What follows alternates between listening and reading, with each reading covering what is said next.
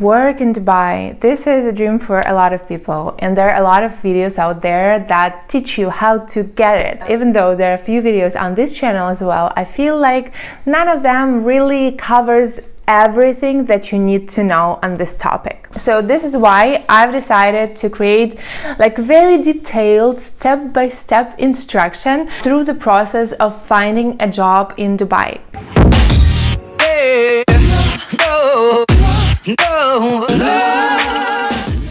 Hi there, if you're new, my name is Oksana. I run a hospitality recruitment company, and here I share tips and tricks on job seeking, career development, Gulf countries, and many other things.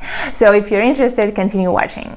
Today's video is dedicated to the very first step you need to take if you're looking for a job in Dubai. And I see a lot of candidates skipping it, but it will come back and bite you in the ass in the future, because this very step defines the whole process of your job search, and it will influence whether it will be something pleasant that you will be enjoying, or it will be something that you will regret in the end. So step number one is very easy and very difficult in the same time.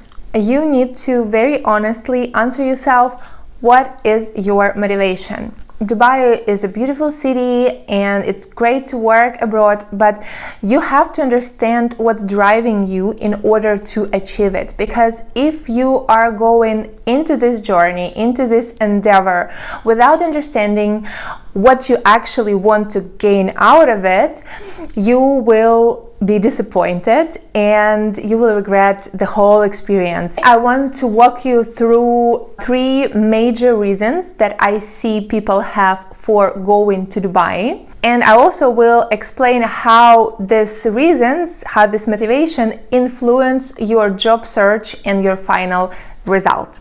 Let's start with basics. First and most common reason for people to go to Dubai is, of course, money. People come there in pursuit of higher paycheck that they can get in their home countries. But here we have to pause and define what is high salary. What is the money that you're looking for? For somebody, $500, considering that your housing, transportation, your meals are covered, seems like a pretty good deal, and this is something that people would be happy with. For another person, $500 is like peanuts. It's nothing. They can make same money in their home country, and it just will not bring them the same satisfaction.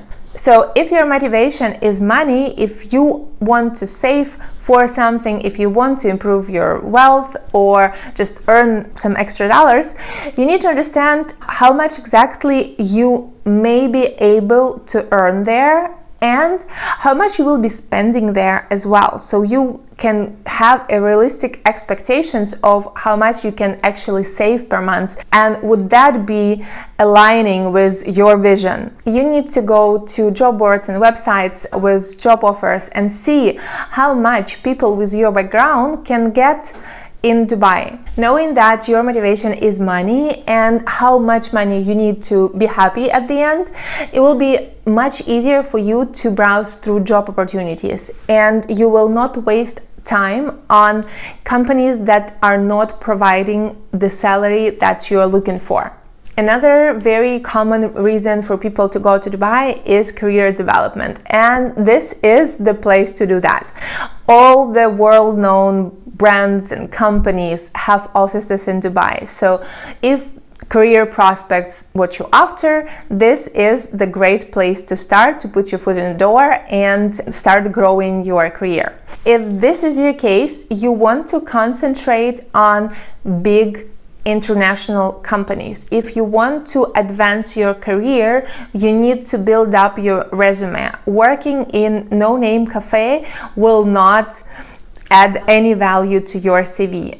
So you have to go after titans of the market. There is a slight catch. If you haven't worked in companies of such caliber before, you may have to start a position lower than you obtain right now maybe, but this company would add a lot to your CV and to your future prospects and opportunities. You also have to understand that if you want to build a career, this is a long game. So it's not gonna happen over one contract, like in 2 years you came as a waiter, you out of there like a general manager. You can get a promotion within your contract. It's not super common, but we've had quite a few candidates who came as a waiter and then end up as a supervisor because just prove themselves.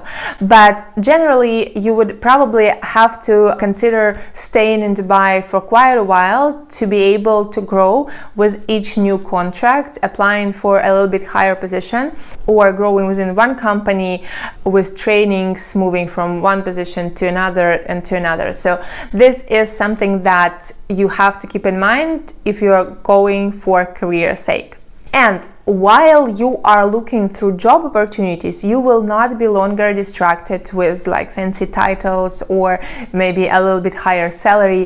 You will look for the companies, for big brands that will allow you to grow, to learn, to become better at what you do. The third reason I see that draws people to Dubai is the lifestyle. There are not too many, but there are people who just want to go to Dubai for the sun, for the parties, to just escape their mundane life in home country.